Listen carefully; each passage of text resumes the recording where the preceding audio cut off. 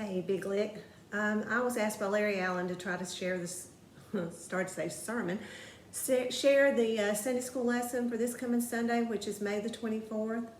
I prayed about it, I thought about it, I said yes, and then I just about had a panic attack. So y'all just bear with me and we'll get through it together. It is an honor to be asked, and I am blessed to be a part of Big Lick Baptist Church, and so I thank you for the opportunity. If you don't recognize who I am Bobby. Hard to tell with this hair this day and time, the way it's longer than it should be, but hopefully that'll change. I thought when Larry asked me that maybe there was going to be a makeup artist and a hairstylist on standby for my major debut, but you know, of course, neither one of those was available. And I'm sorry y'all are getting this from the comfort of my own home, but I had a treatment today, so if my disclaimer for this lesson is I've had IV Benadryl today. So if I fall over or if I say stupid stuff, we're going to use that disclaimer to get me out of it. I do want to thank everybody that's been putting forth the efforts to do the Sunday school lessons, and also for the preacher and everybody that's been putting forth the efforts for the drive-in service. Things are not the same, they're not normal, but they are what they are, and we're making the best of it, and I do appreciate that.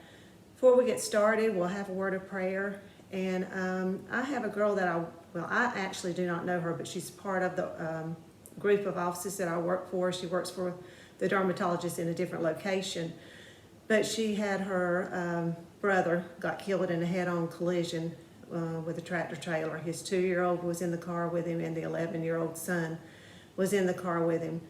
Her brother was killed instantly, and the 11-year-old just died in the last couple of days, and the 2-year-old's just hanging on by a thread, they say. So they are asking for all kinds of prayers for the family. Her name is Laura Lee, the girl that works in the other office, and I don't know her brother's name or the family's name. The little girl's name is Journey. I do know that, so if you could pray for that family, it'd be greatly appreciated. So let's start with a word of prayer. Dear God, I thank you for this day, and I thank you for the blessings of it. Lord, I thank you for the opportunity and the honor given to bring this lesson today. And Lord, I just ask that you might be with us all that are in hearing of this, that we might take it and apply it to our lives. Dear God, for the prayer request for Laura's family, I ask a special blessing. Lord, I ask you to wrap your arms around that little 2-year-old little girl and you love her up.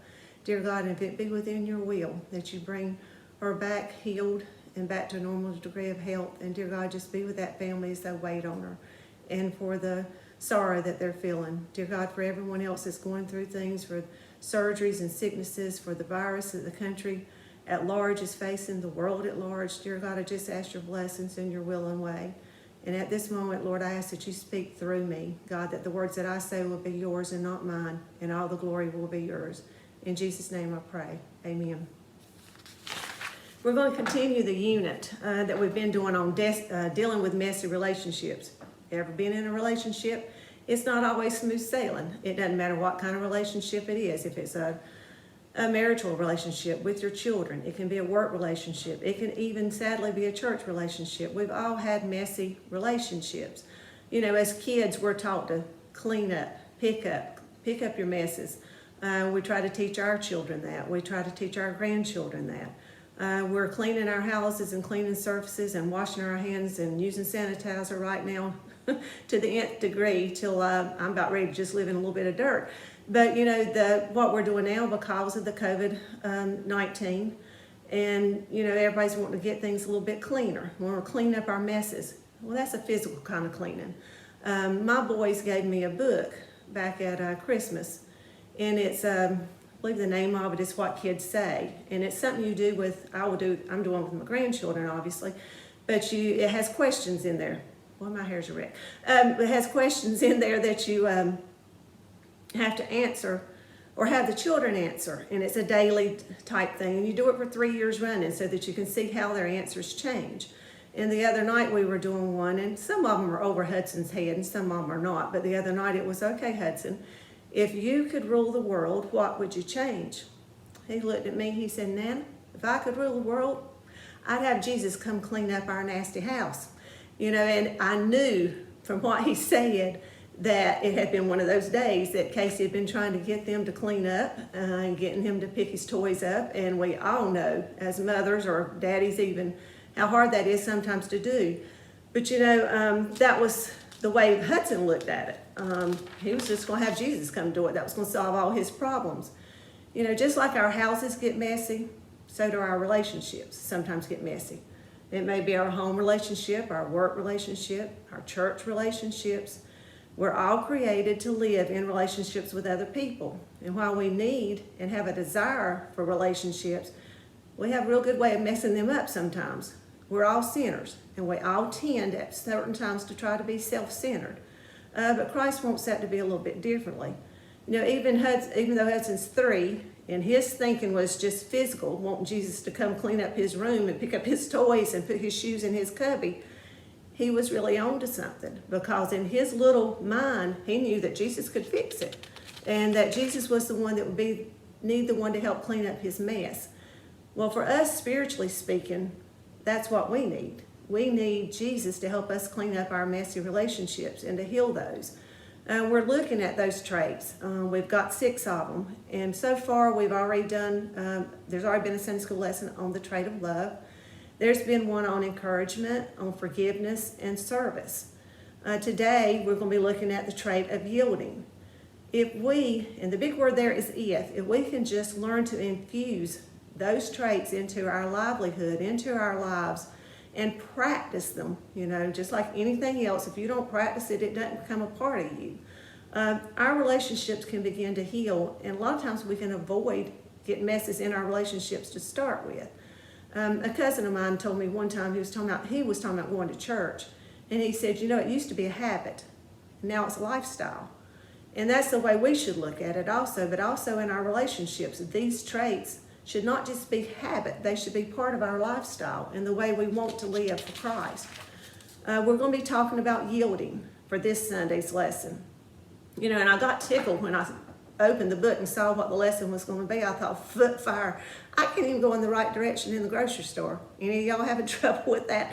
I found myself going down one way when I was supposed to be going down the other way. And when I meet somebody, I think, I didn't look at the arrow just right.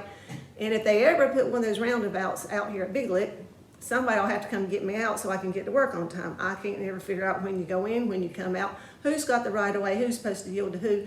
So it might be a mess for me if we start doing roundabouts. Yielding is something that you can think about like physical. You think about it that way, talking about yielding at a stop sign, at a yield sign, or yielding in the grocery store. I told a lady the other day, we both met on the aisle, and she said, which way am I supposed to be going? This was at Food Line, and I said, well, if you turn around, you'll be going the right way. I said, but nobody's looking. And, I kind of laughed about that, but, you think about it. In life itself, we're like that. We know what we're supposed to do right, and we know how we're supposed to do it, but a lot of times we're thinking, well, nobody's looking. So it's all right to do that, or it's all right not to yield to that. It's all right to put ourselves first, but God's looking. Even if nobody else is looking, God is looking. I'm going to be English teacher for just about 2 seconds, because this day and time everybody's a teacher. So, on a little side note on that, Kylie brought some of her homework up here during this coronavirus stuff. First grade math, I had to Google to see how to even help her. So we're in a mess if this stuff continues, because I can't get past first grade math. But anyway, today we're talking about the word yield. And yield can be a noun or a verb. When you're talking about yield as a noun, you're talking about what you produce or provide. And if you're like I have been in the last couple of weeks, I've been looking for different recipes, something different to cook. We get so sick of macaroni and cheese and pintos, macaroni and cheese and pintos and corn and the routine stuff. And you bake chicken, you grill chicken, you shred chicken, you toss chicken, you do whatever else you can do. And if you're lucky, you could find all those meats. But the noun description for yield, the definition is to produce or provide. And it's like on a recipe. When I look at a recipe, I'm going to look to see what it yields, because at my house, it needs to yield for a small army. If it says 2 dozen or it says servings of 4, I know I've got to triple that more than likely. And I got to thinking about that this week. I thought, as Christians, we're given a recipe with all the ingredients that we need to put into that recipe to make us to be effective Christians. To be ones that we can yield a benefit to other people that we can be blessings. Our yields, we should be producing blessings for other people, not for just ourselves. And if you think about the ingredients we've already talked about, God's already given us his amazing grace. We've got that. We've got endless mercy that he gives us. We've been talking about unconditional love. There's an ingredient. Forgiveness, encouragement, selfless service. And today we're talking about yielding, which will mean humility when we get into the lesson. But all of that are ingredients that make a recipe for us for Christian living. The problem comes in is when our human side steps in, and all of us, we all have our way of wanting to add our own ingredients to make, we get fed up at something, so we're going to just put a pinch of doubt in there, or we're going to add a cup of grumbling, a cup of gossip. How about whining? Half a cup of pride. We want to throw in a handful of self-centeredness, and then we want to, 3/4 cup of gossip, that'll be all right, and a teaspoon of hatred here and there. We're going to sprinkle that all in. We're not yielding the blessings, and we're not having the meaningful Christian life that God intends for us to do. We're not producing. Our yield from our recipe of Christian living a lot of times is not what Christ intended, because we as humans throw all those other ingredients on top of what God's already given as a perfect recipe. You know as well as I do that if you make a recipe and you put bad oil in it, or made muffins not too long ago, and I don't know what was wrong with them except where I think my oil was bad. They didn't rise. They were awful. If you put sour milk in it and you think, well, all the other ingredients are good, I'll just throw the sour milk in there. We can't do that. It's the same way with our Christian life. We've got the perfect ingredients, and then we want to just get whiny and grumbly and prideful and self-centered. And we throw all those, just a little pinch here and a little pinch there, but enough to spoil the recipe. That we're talking about the noun version of yield, but yield can also be a verb. In that definition, it means to give way to or give up to someone or something, allow someone to move in front of you or before you, to submit. And that's the verb meaning of yield. We're in this COVID-19 or COVID ID, like some of my family, we like to say, Greg, that's just for you. And I want you to know you made me smile. And that day I needed to smile, so it was meant to be. But the COVID-19 pandemic is with us. And we have had to learn, even if we don't buy totally into it, and I won't voice my own personal opinions, but you think about, do you wear a mask? Do you not wear a mask? Do you open church back up? Do you not open church back up? Do you want to dine in at a restaurant? You just want to take out? Are you sick of cooking or are you not sick of cooking? You want to go to work or you don't want to work? You want all the jobs to open back up? I just want hair salons to open back up in case y'all wanted to know. But anyway, do you want to go shopping or do you not want to go shopping? I figure Kohl's has got a missing persons report out on me by now because they're missing me there and I'm missing going. But we're all having to yield under those things. I myself personally am not big on wearing a mask, but I don't judge anybody else that is. I don't mean it that way. I have my own personal reasons, but my boys, now that's a different story. They want me to have a mask on if I go to the grocery store or anywhere that I'm going. So because of their wants, I'm yielding to that because it's not hurting me to put it on. And so, we all are having to make decisions that we're having to give in or let something go in front. Let somebody else's wishes be ahead of ours. You can have 10 Christian people in one gathering. We're all like-minded. We all believe in Jesus Christ. We all are striving to live how God would want us to live. But then you might have 8 of those 10 might agree with something. 1 or 2 of them might disagree. Somebody's got to figure out how to yield to that. If we're not going against God's standards or his biblical teachings, then if the decision that the 8 are saying is right is better than the decision of is not against God's guidelines, then sometimes we have to yield to things. We have to figure out, the old saying, you've got to agree to disagree. We've got to remember in the times that we're facing with the COVID-19. Sometimes I get so mixed up. One day I'm one way and one day I'm the next way. And when they started talking about those kids in New York, now that hit a different nerve for me. I read a quote the other day and it made a whole lot of sense to me. It said that we are all in the same storm, but we're all in different boats. if we were in a position that me and Randy were not working, we've been considered essential workers. We have been blessed. But if we were not, and we were not bringing in income or having problems, that's a whole different boat to be in. If you've got an elderly parent, if you're immunocompromised, every situation for every person is different. And we all have our opinions. But if I go somewhere and they want me to wear a mask, I'll put a mask on. I had my treatment today. I didn't even go with one. When we get there, we're told we have to. But we're breathing into that mask for 5 hours. It's not much fun.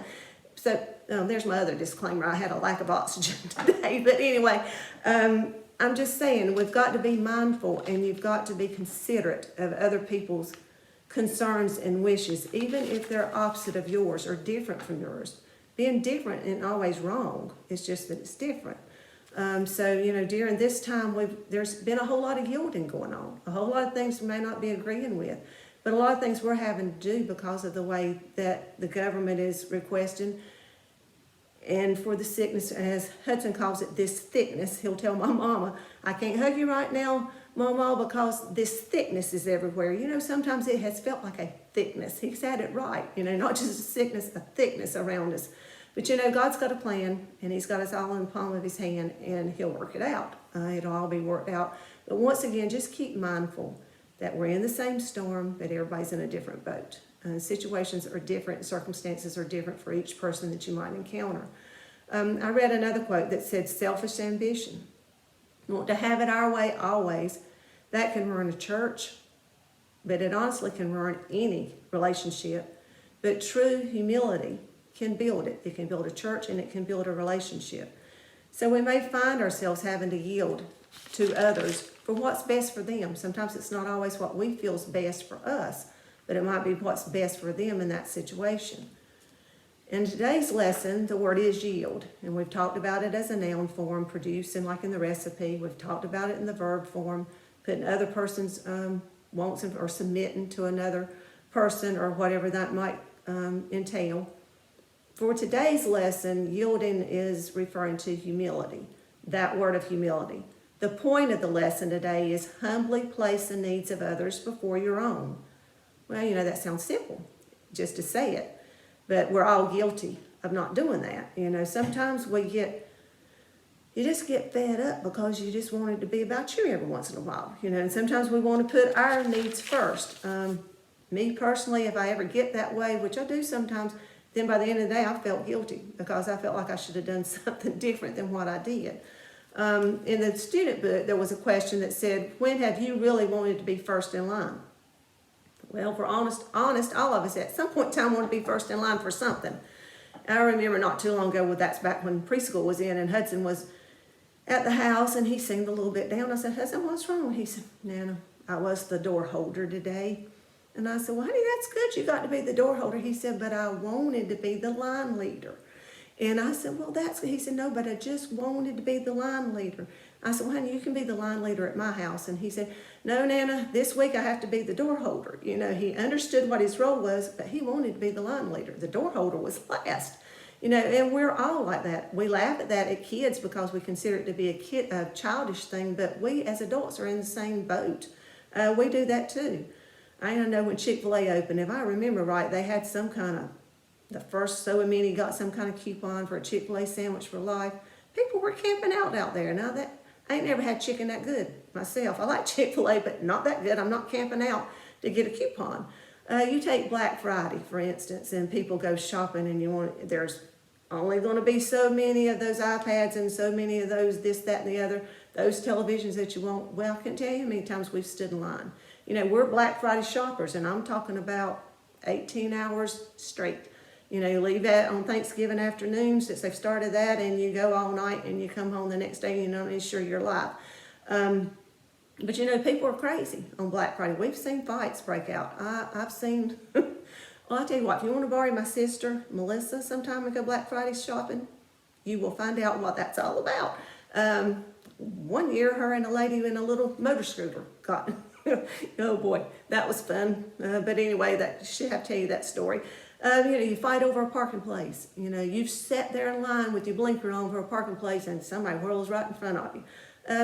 I've seen patients at work that have mad as a bull because they've sat out in the parking lot, and when they came in, they knew they were there first, and somebody wrote their name down first. But I've never seen children come in the doctor's office and want to be first to get their shots. That's a different story. So it depends on what we're in line for, whether we want to be first or not. You can bet, out in the yard sometimes when the kids are riding Jeeps and Hudson wants to be first on the concrete, or Kylie wants to make it out first, they're racing, that kind of thing. That's kiddie. But then us adults, we do the same thing. We want to be first in some things. These examples all share one thing in common. Whether you want to be first in line for the Chick-fil-A coupon or you want to be last in line because it's shot time, it's still selfishness, because no matter what, you're putting your wants above somebody else's. It's what I want or what I don't want that you're trying to avoid. A desire for something is not necessarily the wrong, but when we put it at the expense of somebody else, or we place ourselves above somebody else unnecessarily, then we run the risk of damaging a relationship that way, any relationship. In the book of Philippians, which we're going to be in today, Paul is contending that we're called to be first in line for one thing, and that is looking out for the needs of others. So we are to be humble, and that's what this is going to be talking about. What is humility? You say the word, but what does it really mean? You say, oh, they're such a humble person. What does that mean, they're such a humble person? Humility is a virtue. We know we need it, but if we know that we have it, well, we don't really have it after all. Humility is supposed to be a quiet virtue. It's like, this little quote was in something I read, I didn't make it up. Humility is like underwear. It's essential, but it's indecent if it shows. And let me read that again. Humility is like underwear, essential, but indecent if it shows. I've met some people that their arms need to be about 5 feet long so they could pat themselves on the back constantly. There are people like that. They do things just to be rewarded, wanting to be rewarded for it. What defines a person with humility? I found this to be a very good definition. It's someone who loves Jesus wholeheartedly and serves so humbly and quietly that no one even notices. That's a humble servant. Read it again. Someone who loves Jesus wholeheartedly and serves so humbly and so quietly that no one even notices it. Paul's writing this letter in this lesson to the church at Philippi. He's in prison in Rome, but he's still trying to encourage the church people. He's wanting them to remain united in Christ in humble unity, putting others first. And our first verses come out of Philippians 2, 1 through 4. If there be therefore any consolation in Christ, if any comfort of love, if any fellowship of the Spirit, if any vows and mercies, fulfill ye my joy, that ye be like-minded, having the same love, being of one accord and of one mind. Let nothing be done through strife or vainglory, but in lowliness of mind let each esteem another better than themselves. Look not every man on his own things, but every man also on the things of others. Self-centeredness.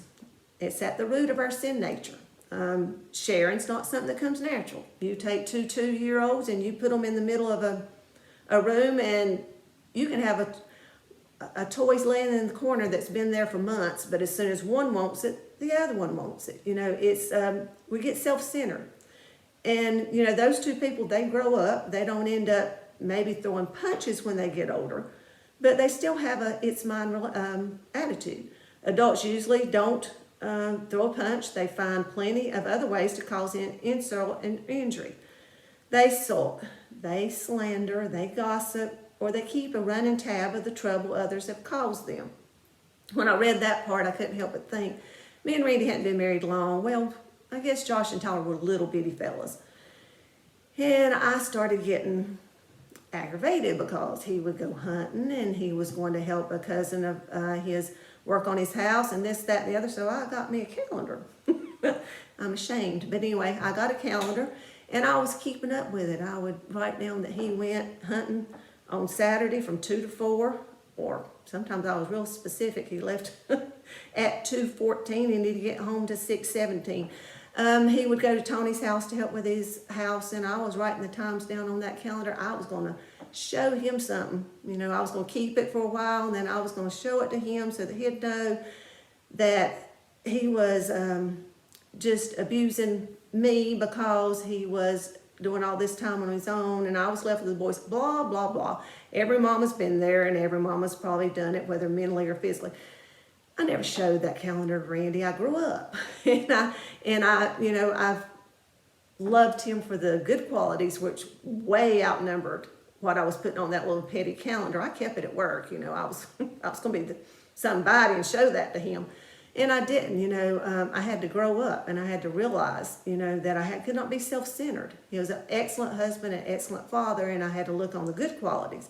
But at that moment, I wanted to be self-centered. Relationships become a growing mess because we try to behave like little toddlers. Paul challenged the church at Philippi to strive for a new level of maturity, live in harmony. The members are not always, we're not always going to agree with everything in the budget. You're not going to agree with every decision that's made at church. Sometimes, just like I was saying a while ago, you've got to yield to that. You've got to do what's best for the majority as long as we stay under godly standards and godly guidelines. You know, we're sports people at our house. Everybody knows that. And, you know, you take a ball team, and you can have the best talent in the world on that ball team, but if they are not united as a team, and you've got that one or two or three or four that think they're better than everybody else, then that team is not going to be a successful team. I have seen Randy take ball teams with less talent and have a much better ball team when he had ball teams that had much talent because the attitudes were not there. They were not united. You've got to learn to work together, to be a united force. You know, many people, even Christians nowadays, they live to make a good impression.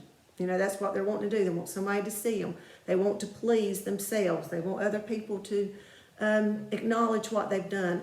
We've all seen that. And at times, we've probably all been that way. You know, you get a pity party every once in a while. But, you know, you see that kind of thing. You see it on, just like I said, on the ball team. You see it at work. And you even see it at church. People that want to live only to make a good impression. They're not doing it for the right reasons, the right motives. Rather than being self-centered, believers need to be other-centered. I like that. We need to be other-centered. We should not be in competition with other people or be ego-driven. We must conduct ourselves with humility. And we must have the attitudes that enable us to esteem others better than ourselves, looking out for their needs and interests as much as we do our own needs and interests. It's not an invitation to be a doormat, though. I hate conflict and I hate tension, and I tend to be more of a doormat because of that, because I have a hard time with conflict and tension. But God's not calling us to let people walk over us, but He's saying that, you know, we've got to be responsible for what we're responsible for in our life. But we don't do it at the exclusion of others and their expense. You know, I'm not going to let my grandchildren go without as long as I am able to do. But there's times when I catch myself when I have bought stuff for them knowing that they probably didn't really need it, but it was a good buy and I got it. And then I think, you know, hear stories of other children and other places, and I'm thinking, and I could do more than what I do, than just for my own. There are others that have needs that we could meet. We should work to meet the needs of others just as we work to meet the needs of our own. It says, do you look out for others, or do you mainly look out for yourself? And that's something we all have to worry about. We have to make the needs of other people the major focus of our lives, and that's hard to do. And it's hard to do it right now. It's hard to do it anytime, a lot of times, because we want to make sure that everything's taken care of. And a lot of times we have a blind eye a lot of times to the needs of other people. Even though we talk a good talk, sometimes we don't follow through with it. I have great intention to do things, and a lot of times I don't get them accomplished. You know, you think about people that put other people first. My mom, great example of a wonderful Christian woman. My mom's not my mom right now. Melissa put something on a Facebook post not too long ago that was very true. Great Christian mama, but when my daddy died, a little bit went away, and dementia's trying to rob her of the rest. You know, and it's hard to watch, but I know how I was raised, and I know how she brought us up.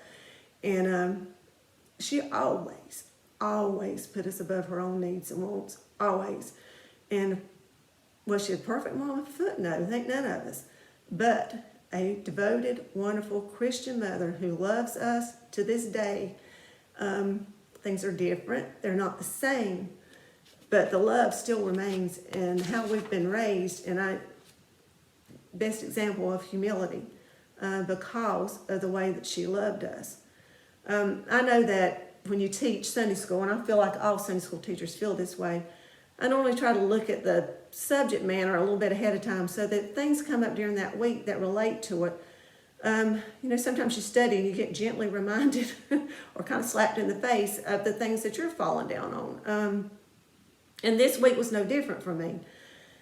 I don't know about y'all, but I want me some toilet paper. So, when I'm going to the grocery store, that's a scary feeling to think you're going to run out of something like that. No, we're not running out. We got us some. I won't say how much, but we got us some.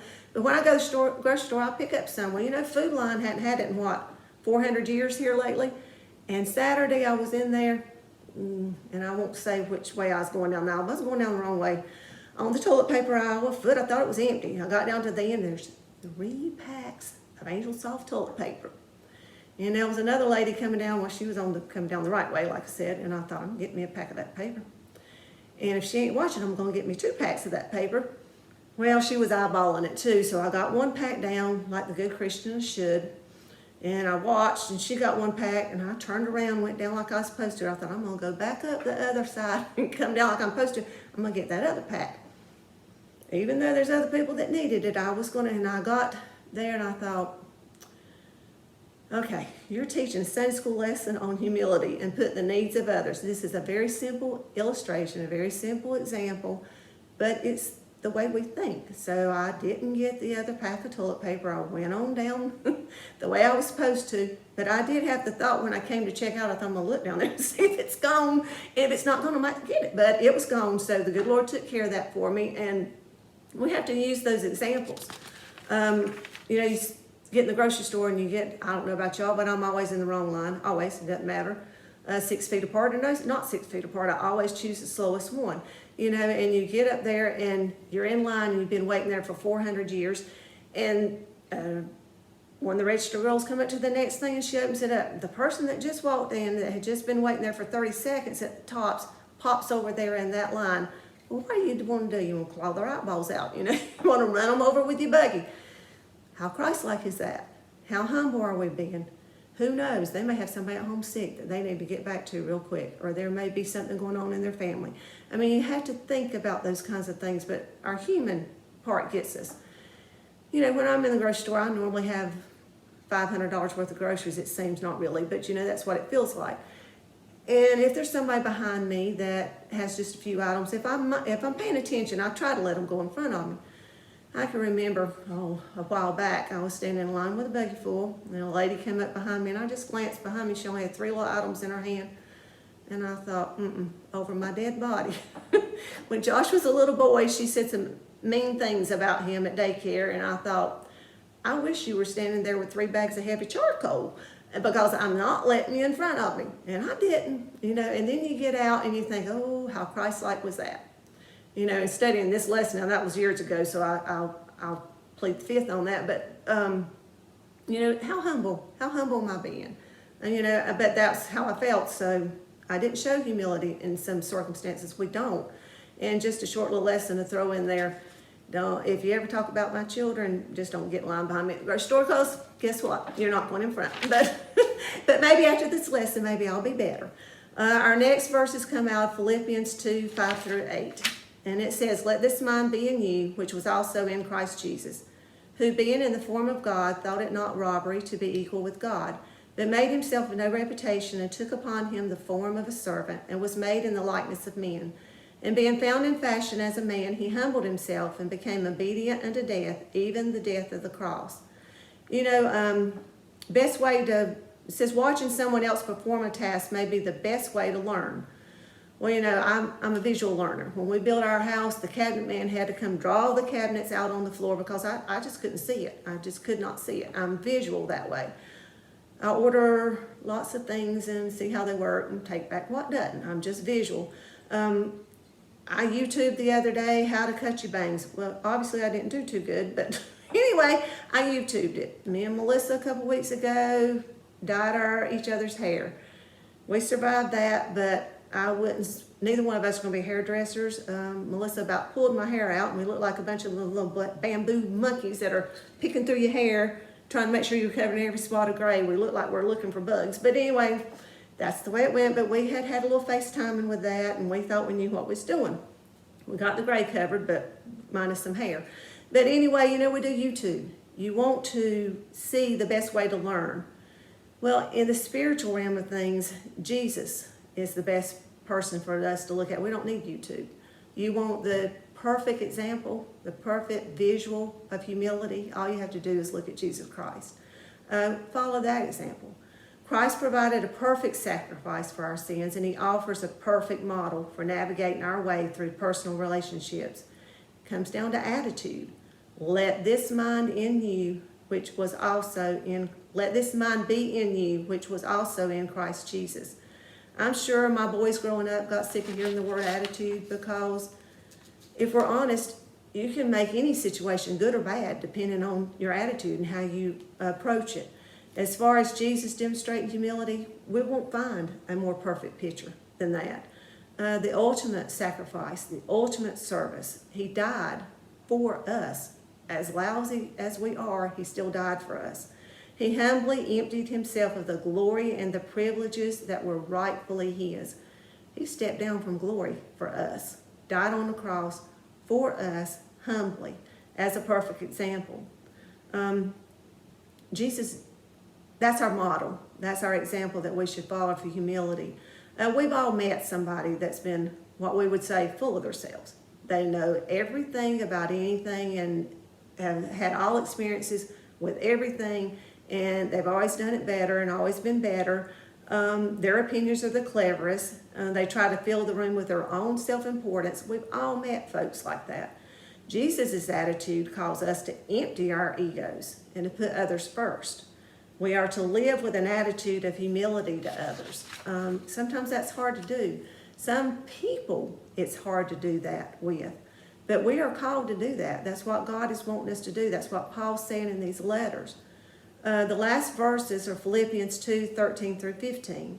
For it is God which worketh in you both to will and to do of his good pleasure. Do all things, not just a few things, do all things without murmurings and disputings, that ye may be blameless and harmless, the sons of God, without rebuke, in the midst of a crooked and perverse nation, among whom you shine as lights in the world. Okay, I'm going to read that again. The Bible said, Bobby didn't say, the Bible said, do all things without murmurings and disputings. How many of you already today, well, it's 11 o'clock at night for me, so anyway, I've had a whole lot of murmuring and disputing time to do. But we all, we get hung up in it. We're saying, well, surely, Paul, truly, you can't expect us to accept our circumstances without raging against those who are responsible. Surely you're not saying that to us. He is saying that to us. Jesus said that. Jesus did it. By the power of his Spirit, we can live without grumbling and arguing or griping and raging. It means you must make the choice. There's the big word there, choice, to remove all whining from your world. We look at the kids sometimes and say, all right, we're not putting up with that whining. God's looking at us crazy adults saying, I've had enough of that whining. Look at your blessings. Count your blessings. Even in the midst of all this COVID stuff, count your blessings for what God has done. What we've got, stop whining. Just like that recipe for Christian living I was talking about earlier. All the ingredients are there. It's how we mix them in and how we use those ingredients in that recipe to be the person we should be. Paul was showing us how to shine as lights in this world. Right now is a good time to be shining. And a lot of times my light's pretty dim. There are days when I think, boy, I just messed that up from the time my feet hit the floor to the time I laid my head down. I was not the Christian I should have been. I didn't promote Christianity the way I should have. And I allowed selfishness to rule me for that day.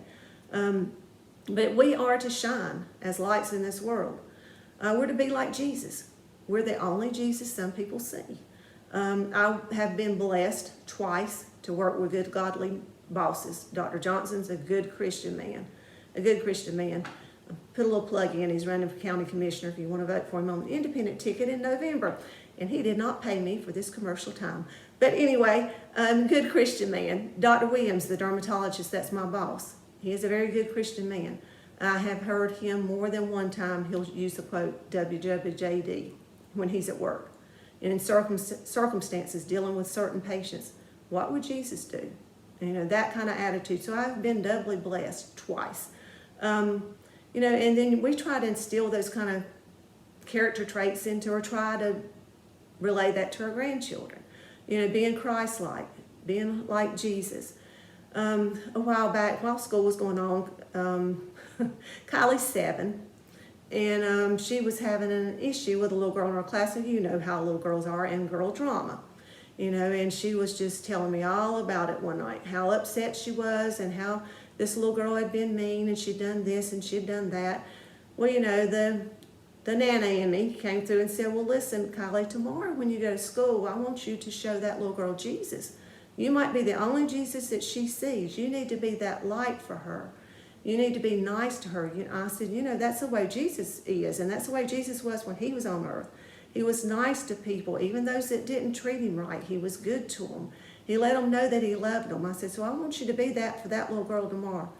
She looked at me as serious as she could be, and she said, Nana, I'm going to tell you one thing right now. There ain't no way that Jesus put up with anything like I'm putting up with this little girl at school. Well, I just about choked because, you just want to die laughing. But she was as serious as she can be. And I said, well, maybe you should just give it a try tomorrow and try to be nice. Lo and behold, that next day or the next day, that little girl brought her a necklace to school. And then the next day, Kylie took her little necklace. Just being Christ-like, trying to instill that.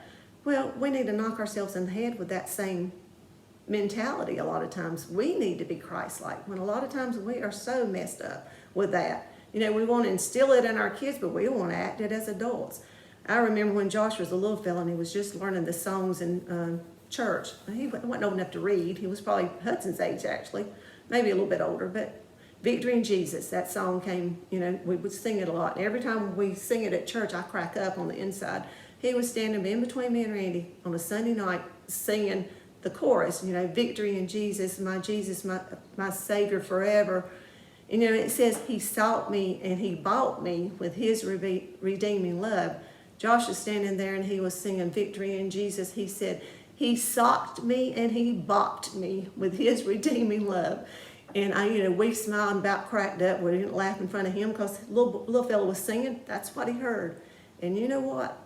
That's what we all need a lot of times. We need God to sock us and bop us a lot of times to get us back in line, to be the Christians we should be, to have these traits in the world in which we're living in, to make a positive influence, to be the light that shines there, to be humble, and to serve other people. It says all of our relationships will be affected, all of them, any relationship, when you take the focus off yourself and your circumstances. When you look for ways to humbly serve others, look for them. When you stop complaining and start loving others through service. And when you take on the same attitude as Christ. And I know that that's hard for all us to do, and it's hard to do that, but with God's help and with his guidance, we can be better. We're not going to be perfect, and we're still going to make mistakes, but we can be better. And I know I have been a little bit long-winded, just ask my Sunday school class, but I got you on the iPad. What else you got to do? So I got a little story I'd like to end with. It's one of my favorite illustrations of humility. So I'm going to end with this today, and hopefully we can all of us take it to heart. I remember, we all know Don and Greg's daughter Whitney, and she told me when she was a college student that she was looking for a church.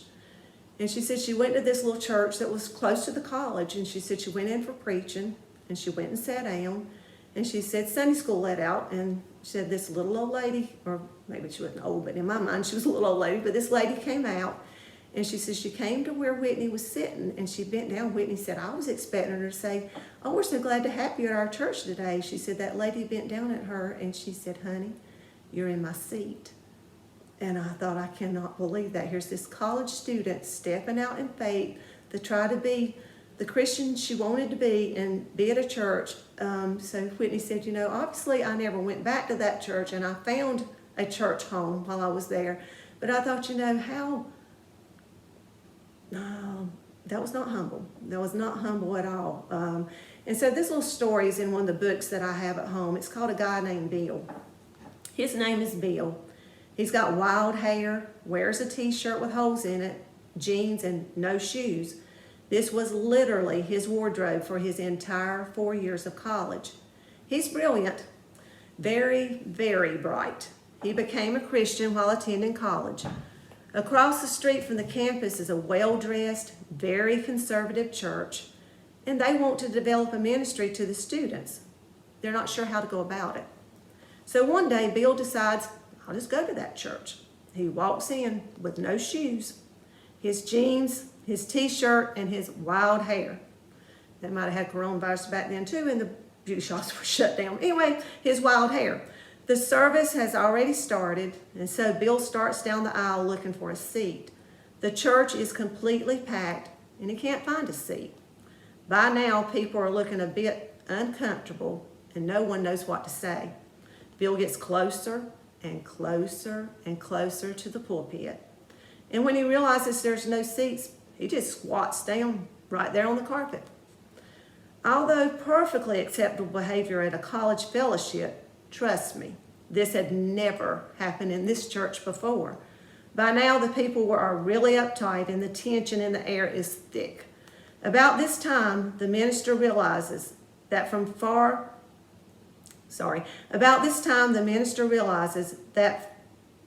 way at the back of the church, one of the deacons is slowly making his way toward Bill. Now, the deacon's in his 80s. He has silver gray hair, three-piece suit, and a pocket watch. Godly man, very elegant, very dignified, and very courtly. He walks with a cane, and he starts walking toward this boy. Everyone is saying to themselves, you can't blame him for what he's fixing to do. How can you expect a man of his age and his background to understand this college kid on the floor? Takes a long time for the man to reach the boy. The church is utterly silent, except for the clicking of the man's cane. All eyes are focused on him. You can't even hear anybody breathing. The people are thinking, the minister can't preach this sermon until this deacon does what he has to do. And now they see this elderly man drop his cane on the floor. With great difficulty, he lowers himself, sits down next to Bill, and worships with him so he won't be alone. Everyone chokes up with emotion. When the minister gains control, he says, what I'm about to preach, you will never remember. What you have just seen, you will never forget. To me, that's a perfect picture of humility. And that's the type of person that we need to be in the world in which we find ourselves. I do want to apologize again for being so long-winded. I was afraid I would do this, just part of my nature for some reason. But at least with this option, you can turn me off whenever you want to, so it's to your advantage. I'm going to use the excuse that I never heard the second bell ring, so we're going to go with that. And I do want to also apologize for something I said in the Sunday school lesson. I made mention that I've been wearing a mask in public for the wishes of my boys. And I did do that to start with, but if you've seen me recently in the stores, I haven't had one on. So I didn't want you to think your Sunday school teacher is a bold-faced liar because you'd seen me without one. But I've kind of loosened up on that a little bit since the social distancing thing is more enforced in the stores and things. And Randy's been doing more of the shopping and that type of thing. But anyway, I didn't want you to think I was lying to you, especially since you got me on video. But anyway, I hope everybody has a great week and that everybody finds a way to bless somebody else this week and be humble. Try to be Christ-like and show Jesus to those that are around us. I'm going to dismiss us with a prayer. Dear God, I thank you for this day and I thank you for the blessings of it. I thank you for giving me my church family, for giving me my family, for all the blessings that are ours, Lord, even in the middle of crisis. Dear God, I ask that you be with us in the coming week, that we do show you to those that are around us, that we act Christ-like, dear God, that we remember to be humble. And dear God, I just ask for all the prayer requests within the church, within people's hearts, on their minds. Dear God, I just ask your will and way in each one of those. Dear God, be with us and help us to be your feet, your hands, and your eyes for those that are around us, God, and just help us to be the folks that you would have us to be, and bring us back to regular church soon, Lord. And dear God, just help this virus, dear God, to go away, to give us peace and calmness during all the uproar and the anxiety that we sometimes can feel through it. Thanks for loving us. Thanks for giving us your Son. In Jesus' name I pray. Amen. Bye.